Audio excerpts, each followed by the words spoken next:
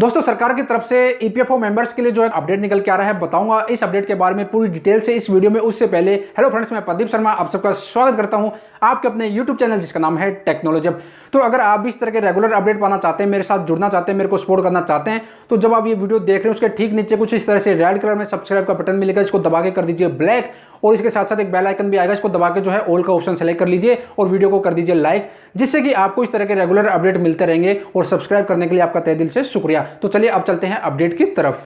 तो दोस्तों आप देख सकते हो श्रम और रोजगार मंत्रालय के द्वारा जो है एक प्रेस रिलीज की गई है, और पत्र सूचना कार्यालय भारत सरकार, और ये जो है श्रम और रोजगार मंत्रालय के द्वारा जो प्रेस रिलीज की गई है 19 मई 2020 यानी आज ही की गई है। तो चलिए मैं आपको बता देता हूं इस प्रेस रिलीज में जो है क्या बताया गया है पूरी डिटेल से। बाकी इसका लिंक जो है मैंने एक वीडियो के डिस्क्रिप्शन में दे दिया है, वहां पे जाके जो है आप पढ़ सकते हैं, दोबारा से इसको अच्छी तरह से रीड कर सकते हैं। बाकी मैं आपको बता देता हूं इस प्रेस रिलीज में जो है क्या जानकारी दी गई है। तो यहाँ पे श्रम और रोजगार मंत्रालय यहाँ पे कोविड-19 महामारी के दौरान कर्मचारियों और नियोक्ताओं के हाथों में अधिक नकदी सुनिश्चित करने के लिए ईपीएफओ की ओर से जारी अधिसूचना के साथ ईपीएफ अंशदान की दर में कमी कर 10% की गई। और यहाँ पे नीचे की तरफ आते हैं तो यहाँ पे बताया गया है सरकारी क्षेत्र उनके पीएससी और ऐसे प्रतिष्ठान जिनका अंशदान पीएमजीकेवाई के अंतर्गत केंद्र सरकार द्वारा वहन किया जा रहा है, उनके अंशदान की पुरानी 12% दर बरकरार रहेगी। घटी हुई दरें मई, जून और जुलाई 2020 के वेतन माह पर लागू होगी।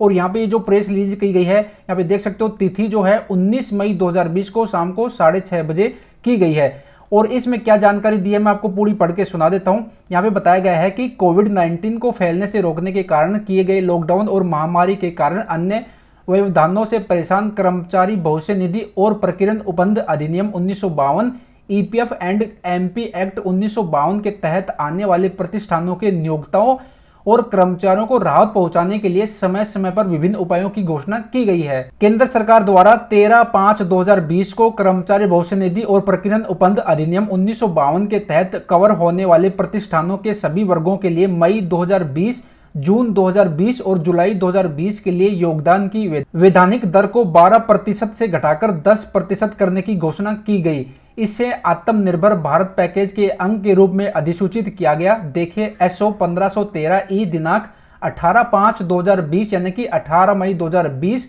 जिसे भारत के राजपत्र में प्रकाशित किया गया है। यह अधिसूचना ईपीएफओ की वेबसाइट के होम टेब पर टैब कोविड-19 के तहत उपलब्ध है। योगदान की दर में की गई उपरोक्त कटौती केंद्र और राज्य सरकार के सार्वजनिक क्षेत्र के उपक्रमों अथवा केंद्र सरकार या राज्य सरकार के स्वामित्व या नियंत्रण वाले किसी भी अन्य प्रतिष्ठान पर लागू नहीं है।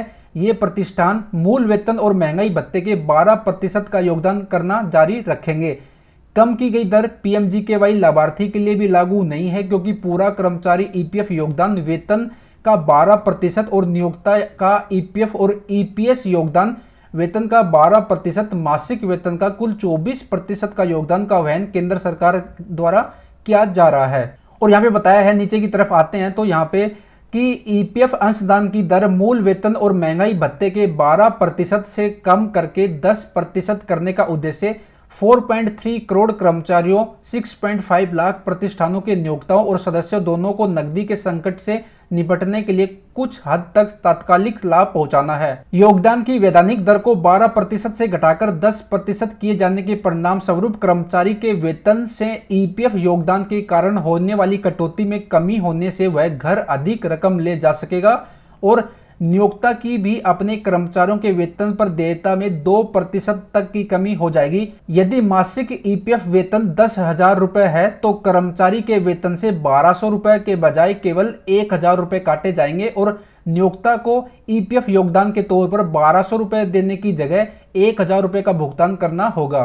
कॉस्ट टू कंपनी यानी कि सीटीसी मॉडल में, यदि सीटीसी मॉडल में मासिक ईपीएफ वेतन 10,000 रुपए है तो कर्मचारी को नियोक्ता से सीधे तौर पर 200 रुपए और मिलते हैं, क्योंकि नियोक्ता के ईपीएफ और ईपीएस अंशदान में कमी आने से उनके वेतन से 200 रुपए की कम कटौती की जाएगी। ईपीएफ योजना 1952 के तहत किसी भी सदस्य के पास वैधानिक दर 10% से अधिक दर पर योगदान करने का विकल्प होता है, और ऐसे कर्मचारी के संबंध में नियोक्ता अपने योगदान को 10% वैधानिक दर तक सीमित कर सकता है। और दोस्तों इस प्रेस रिलीज को जो है आप दूसरी लैंग्वेज में भी पढ़ सकते हो। यहाँ पे देख सकते हो इन भाषाओं में पढ़ें, मलयालम, इंग्लिश, तमिल, तेलुगु।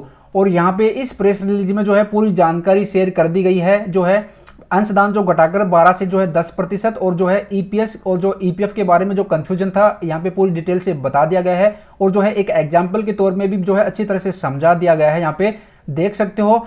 बाकी अगर आपको इसको दोबारा से पढ़ना है तो मैंने वीडियो के डिस्क्रिप्शन में लिंक दे दिया है, वहां पे जाके आप जो है इसको पढ़ सकते हो। फ्रेंड्स मेरी तो कोशिश यही रहती है कि जब भी कोई ईपीएफओ की तरफ से अपडेट आए या फिर सरकार की तरफ से ईपीएफओ मेंबर्स के लिए या फिर पीएफ अकाउंट होल्डर्स के लिए या फिर ईपीएस मेंबर्स के लिए, तो कोशिश करता हूं सारे अपडेट मैं आपके साथ वीडियो के माध्यम से शेयर करूं, जिससे आप अप टू डेट रहे, आपको पता रहे कि क्या लेटेस्ट अपडेट निकल के आ रहा है, क्या नए नियम निकल के आ रहे हैं पीएफ अकाउंट होल्डर्स के लिए, क्या नए जो है रूल एंड रेगुलेशन जो है सरकार लागू या फिर ईपीएफओ लागू करने जा रही है पीएफ अकाउंट होल्डर्स के लिए। तो मैं कोशिश करता हूं सारे अपडेट आपके साथ वीडियो के माध्यम से शेयर करूं।